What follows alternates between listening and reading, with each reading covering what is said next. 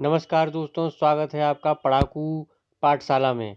अब हम आपके लिए लेकर आए हैं अक्टूबर माह के करंट अफेयर्स का पार्ट 2। पार्ट 1 को हम पहले ही कवर कर चुके हैं और ये वीडियो सिर्फ उनके लिए है जो जल्दी से करंट अफेयर्स को कवर करना चाहते हैं। तो आप अपने कानों में ईयरफोन लगा लीजिए और ध्यान से सुनते रहिए। इनमें हमने केवल उन्हीं करंट अफेयर्स के पॉइंट्स को कवर किया है जो परीक्षा उपयोगी हैं तथा जिनकी परीक्षा में आने की प्रोबेबिलिटी सबसे ज़्यादा है। तो अब हम देखते हैं सम्मेलन। अक्टूबर 2020 में होने वाले समिट्स। 12वां BRICS summit. वैसे तो ये वर्चुअल यानी कि ऑनलाइन हुआ है, लेकिन फिर भी याद रखिएगा इस बार क्वेश्चन ये आ सकता है कि ऑनलाइन यानी वर्चुअल होने के बावजूद भी इसकी अध्यक्षता किसने की थी। तो इसकी अध्यक्षता की थी ब्रिक्स समिट की, वो की थी आपकी रशिया ने। इसका प्रेसिडेंट कौन था? रसिया। क्वाड देशों के विदेश मंत्रियों की बैठक। क्वाड यानी कि यूएस, जापान, इंडिया और ऑस्ट्रेलिया, इन चारों कंट्रीज को बोलते हैं क्वाड। ध्यान रखिएगा क्वाड में 4 कंट्रीज कौन से हैं? यूएस, जापान, इंडिया और ऑस्ट्रेलिया। इसमें इंडिया के फॉरेन मिनिस्टर एस जयशंकर ने भाग लिया था, यूएस के माइक पोम्पियो, ऑस्ट्रेलिया के मैरिज पीन ने और जापान के तोशिमित्सु मोटेगी ने। इनका नाम याद रखना अत्यंत सरल है और ये कहाँ हुई थी? जापान के टोक्यो में। वर्ल्ड इकोनॉमिक फोरम, ये अब के दावोस में नहीं होगा, ये लूसर्ने स्विट्जरलैंड में होगा 2021 में। और याद रखिएगा इसका टॉपिक होगा द ग्रेट रीसेट। बहुत ही ज़्यादा इंपॉर्टेंट, इसको याद कर लीजिए, दिमाग में बसा लीजिए कि वर्ल्ड इकोनॉमिक फोरम, विश्व आर्थिक मंच का जो सम्मेलन होता था वो ज़्यादातर दावोस स्विट्जरलैंड में होता था, लेकिन अब ये वहाँ नहीं होगा, ये लूसर्ने स्विट्जरलैंड में होगा 2021 में और इसकी थीम होगी द ग्रेट रीसेट। G20 का यूथ सम्मेलन, ग्लोबल समिट, ये आभासी समिट है और इसकी अध्यक्षता सऊदी अरब करेगा। ये याद रखिएगा कि G20 की इस बार जो अध्यक्षता, जितने भी सम्मेलन हुए हैं, चाहे वो विदेशी मंत्रियों के हों, चाहे वो आपके जो है G20 की बैठक हो, चाहे वो आपके G20 के सांस्कृतिक मंत्रियों की बैठक हो, सभी की जो अध्यक्षता की थी वो सऊदी अरब नहीं की थी। इंडिया यूएस की 2+2 मीट जो हुई है वो हुई है आपकी न्यू दिल्ली में। 2+2 का मतलब है कि इंडिया और यूएस के रक्षा मंत्री और विदेश मंत्रियों की बैठक। अब हम देखते हैं रैंक्स और रिपोर्ट्स अक्टूबर 2020 के। तो सबसे पहले हम देखते हैं फोर्ब्स इंडिया की जो सबसे ज़्यादा अमीर इंसान है उनकी 2020 की लिस्ट। फोर्ब्स की लिस्ट है, याद रखिएगा, अक्टूबर में निकली थी। फर्स्ट इसमें आए हैं मुकेश अंबानी, जिनके पास है $88.7 बिलियन। उसके बाद है गौतम अडानी, जिनके पास है $25.2 बिलियन।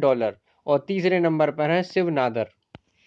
भारतीय पर्यटन सांख्यिकी, इंडियन टूरिज्म स्टेटिस्टिक्स 2020 के लिए ये मिनिस्ट्री ऑफ टूरिज्म ने निकाले हैं। सबसे अधिक घरेलू पर्यटकों को आकर्षित करने वाला जो राज्य है वो है यूपी, दूसरे पर आपके तमिलनाडु और तीसरे पर आपके आंध्र प्रदेश। सबसे अधिक विदेशी यात्रियों को आकर्षित करने वाला राज्य है तमिलनाडु, दूसरे पर महाराष्ट्र और तीसरे पर उत्तर प्रदेश। याद रखिएगा, दोबारा मैं बता देता हूँ, सबसे ज़्यादा घरेलू पर्यटक आए हैं यूपी में और सबसे ज़्यादा विदेशी पर्यटक आए हैं तमिलनाडु में। एनीमिया मुक्त भारत सूचकांक यानी कि एनीमिया फ्री इंडियन इंडेक्स, ये पब्लिश किया है ministry of house and health, ministry of health and family welfare ने, यानी स्वास्थ्य एवं परिवार कल्याण मंत्रालय। इसमें टॉप किया है हरियाणा ने, जिसने 93% टीकाकरण को अंजाम दिया। इसके बाद हम देखेंगे कमिटमेंट टू रिड्यूस इनइक्वलिटी यानी CRI इंडेक्स 2020। ये जो है पब्लिश करता है ऑक्सफैम और इसमें टॉप किया है नॉर्वे ने। याद रखिएगा, टॉप किया है नॉर्वे ने। और इसमें लास्ट आया है एक अरेबियन कंट्री बहरीन। इसमें इंडिया की रैंक है 129। ये इसके 3 आधार हैं यानी 3 स्तंभ हैं इस इंडेक्स को निकालने के।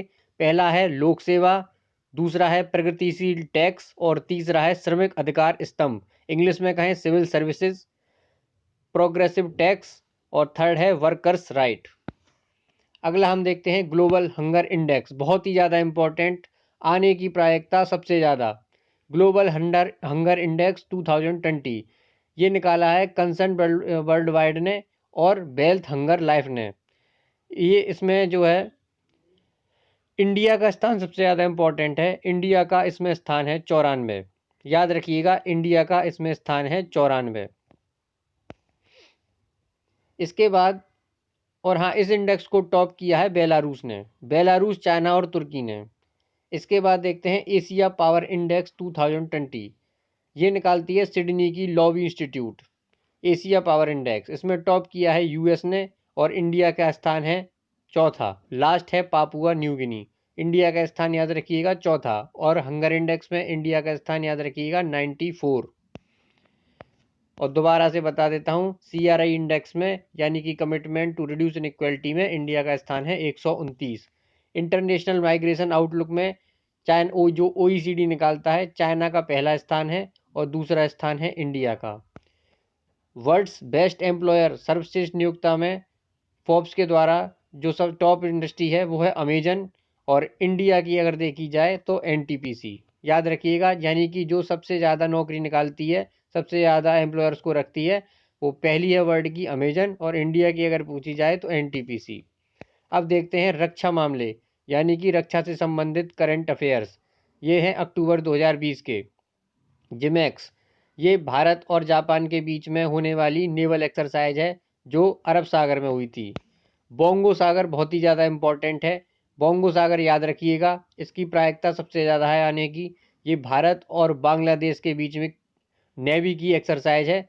ये भी बंगाल की खाड़ी में हुई थी। मालाबार 2020, ये इंडिया, यूएस और जापान की एक्सरसाइज है, काफ़ी फेमस है। ये बंगाल की खाड़ी और अरब सागर में हुई थी।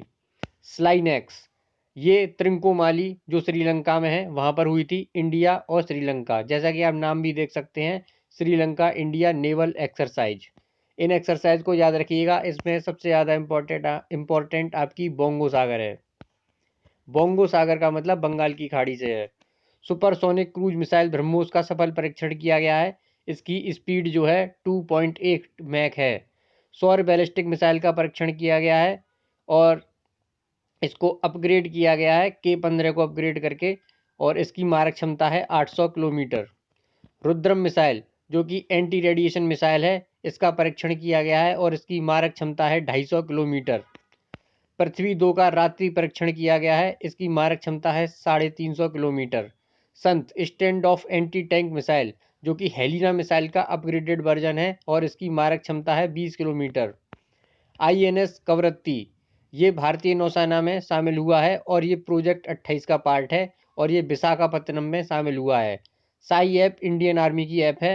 नाग मिसाइल का पुनः परीक्षण किया गया है और उसकी रेंज को बढ़ाकर 20 किलोमीटर किया गया है। अब हम देखते हैं विविध करंट अफेयर्स। इनको सिर्फ आप सुनते रहिए और केवल अपने मन में बसाइए। एन फ्यूजर व सीलम शब्दों का संबंध किससे है? अगर ये कभी आपको दिखाई देते हैं एग्जाम में तो याद रखिएगा, एन फ्यूजर और सीलम शब्दों का संबंध है पर्यावरण यानी एनवायरमेंट से। यूरोपियन संघ ने शून्य कार्बन का लक्ष्य रखा है, कब तक? ये लक्ष्य रखा है 2050 तक, यानी वो अपना टोटल जो कार्बन एमिशन है उसे जीरो करेंगे। गंगा नदी पर गंगा अवलोकन संग्रहालय बनाया गया है, कहाँ पर? हरिद्वार में। और बुक लॉन्च की गई है rowing down the Ganges. Bharat व मालदीव के बीच कार्गो फेरी सेवा शुरू की गई है। ये पहली कार्गो सेवा है और ये पहला शिप जो है उसका नाम है MCP लिंज। याद रखिएगा, अगर आप पूछा जाता है कि किन दो देशों के बीच में कार्गो फेरी सेवा शुरू की गई है या इंडिया व किस देश के बीच में कार्गो फेरी सेवा शुरू की गई है, तो याद रखिएगा भारत व मालदीव। ADB ने राजस्थान को $300 मिलियन दिए हैं और ADB ने मध्य प्रदेश को दिए हैं $270 मिलियन, और ये दिए गए हैं शहरी विकास के लिए। आगे देखते हैं ग्लोबल क्रूसेडर अवार्ड 2020। ये दिया गया है मुंबई के म्यूनिसिपल कमिश्नर इकबाल सिंह को। 100 रुपये का सिक्का विजय राजे सिंधिया के सम्मान में जारी किया गया है। Ministerial round table dialogue on biodiversity beyond 2020, इसकी अध्यक्षता की गई है चीन द्वारा।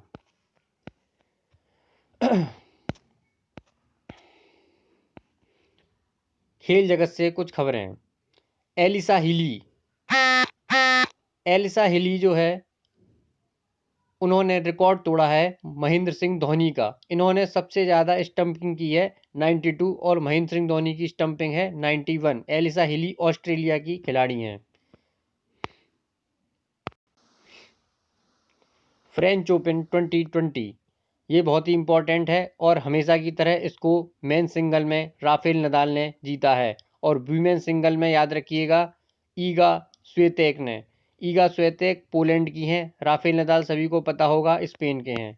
बैडमिंटन में डेनमार्क ओपन में नोजोमी ओकुहारा जीती हैं। ये जापान की प्लेयर हैं और काफ़ी फेमस बैडमिंटन खेलती हैं। विष्णु शिवराज पांडियन ये शूटिंग से संबंधित हैं। चेतन आनंद बैडमिंटन से संबंधित हैं और साहतुसार शूटिंग से। ये तीनों खिलाड़ी इस बार न्यूज में रहे थे, तो अधिक प्रोबेबिलिटी सिर्फ यही है कि ये पूछा जाए कि ये किस खेल से संबंधित हैं। इसके बाद देखते हैं हम कुछ अन्य विविध। नवीनीकरण ऊर्जा मंत्रालय यानी रिन्यूएबल एनर्जी मिनिस्ट्री व किस संस्था ने मिलकर virtual global symposium India PVAs 2020 आयोजित किया? तो नीति आयोग। याद रखिएगा MNRE यानी कि रिन्यूएबल एनर्जी मिनिस्ट्री और किस संस्था ने मिलकर वर्चुअल ग्लोबल सिंपोजियम को आयोजित किया है? तो वो है NITI Aayog. RuPay festival carnival NPCI national payment council of India ने मनाया है। आर्टिफिशियल इंटेलिजेंस पॉलिसी को जारी करने वाला पहला राज्य, बहुत ही इंपॉर्टेंट है। यूपी के जो लोअर का एग्जाम है उसके लिए बहुत ही ज़्यादा इंपॉर्टेंट। आर्टिफिशियल इंटेलिजेंस पॉलिसी को जारी करने वाला पहला राज्य है तमिलनाडु। यूपी में अक्सर ऐसे ही क्वेश्चन पूछे जाते हैं कि किस कंट्री ने अपनी कौन सी पॉलिसी निकाली है, किस स्टेट ने, सॉरी। कृतज्ञ हैकेथॉन ये आयोजित किया गया ICAR द्वारा, Indian council of agriculture research. Conference on interaction and confidential building measures in Asia, इसका प्रेसिडेंट रहा है कजाकिस्तान। याद रखिएगा conference on interaction and confidence building measures in Asia का प्रेसिडेंट रहा है Kazakhstan. Destination north east 2020 festival, इसकी theme थी द इमर्जिंग डिलाइटफुल डेस्टिनेशंस।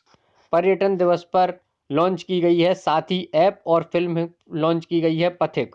याद रखिएगा पर्यटन दिवस 27 सितंबर को लॉन्च की गई है पर्यटन मंत्रालय द्वारा साथी ऐप और फिल्म लॉन्च की गई है पथिक। घर तक फाइबर योजना ये मोदी जी द्वारा 21 सितंबर 2020 को शुरू की गई। आत्मनिर्भर खेती अभियान हेतु राष्ट्रीय रबी अभियान 2020, इसमें हमारा लक्ष्य है 2020-21 तक 301 मिलियन टन फूड ग्रेन्स का लक्ष्य रखा है भारतीय कृषि मंत्रालय ने। Fourth sustainable development impact summit ये आयोजित की गई वर्ल्ड इकोनॉमिक फोरम द्वारा। यूपी सरकार द्वारा 2020-21 में धान खरीद का लक्ष्य रखा गया है 55 लाख मीट्रिक टन। यूपी के एग्जाम के लिए बहुत ही ज़्यादा इंपॉर्टेंट। यूपी सरकार द्वारा 2020-21 में धान खरीद का लक्ष्य है 55 lakh metric ton. Green strategic partnership ये कौन से दो देशों के बीच में हुई है? ये हुई है भारत और डेनमार्क। याद रखिएगा ग्रीन स्ट्रेटेजिक पार्टनरशिप। सेशल्स के राष्ट्रपति बने हैं बेबल राम कलावन। याद रखिएगा नाम याद रखना बहुत सरल है, राम कलावन याद रखिएगा। ये सेशल्स के राष्ट्रपति बने हैं, भारतीय मूल के हैं। विवाद से विश्वास तक किसके द्वारा लॉन्च की गई है? आयकर विभाग के द्वारा। जून 2020 के अंत तक भारत का विदेशी ऋण कितना है? RBI के द्वारा $554.5 बिलियन। बहुत ही इंपॉर्टेंट क्वेश्चन है। विदेशी ऋण याद रखिएगा जून 2020 तक RBI के द्वारा निकाला गया है $500, इसमें 5545 याद रखिएगा 5545 बिलियन यानी 554.5 billion. Centre for practical artificial education इसकी स्थापना की गई है हैदराबाद में। मॉसिक माइक्रो प्रोसेसर, जैसे IIT बॉम्बे ने शक्ति माइक्रो प्रोसेसर बनाया था, ऐसे ही मॉसिक माइक्रो प्रोसेसर बनाया है IIT मद्रास ने। M से M याद रखिएगा, मॉसिक और Madras. Mister prime minister we shrank the dragon ये बुक लिखी है प्रदीप गुहा ने। दोबारा देखिए mister prime minister we shrank the dragon ये बुक लिखी है प्रदीप गुहा ने। मिनी ग्रीन ट्यूबवेल योजना खेती के लिए, सिंचाई के लिए किस राज्य की है? ये है उत्तर प्रदेश की।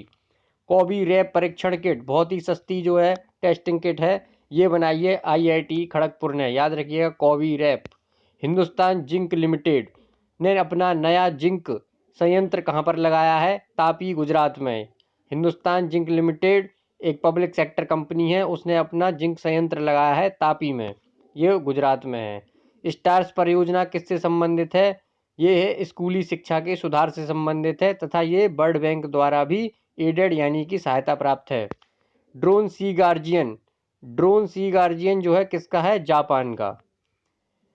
माई गंगा माई डॉल्फिन अभियान और डॉल्फिन सफारी में शुरू हुआ है और कहाँ शुरू हुआ है? कहलगांव बिहार, बिजनौर, ब्रजघाट, प्रयागराज बनारसी और बंडेल वेस्ट बंगाल में। ये गंगा डॉल्फिन को बचाने का एक अभियान है, याद रखिएगा। डॉल्फिन सफारी जो है वहाँ पर शुरू हुआ है ये, और कहाँ पर हुआ है? कहलगांव बिहार में, Bijnor UP, Brajghat UP, Prayagraj UP, Banarasi UP और बंडेल वेस्ट बंगाल। इसमें याद रखिएगा कि वेस्ट बंगाल का ये गांव भी शामिल है, बंडेल।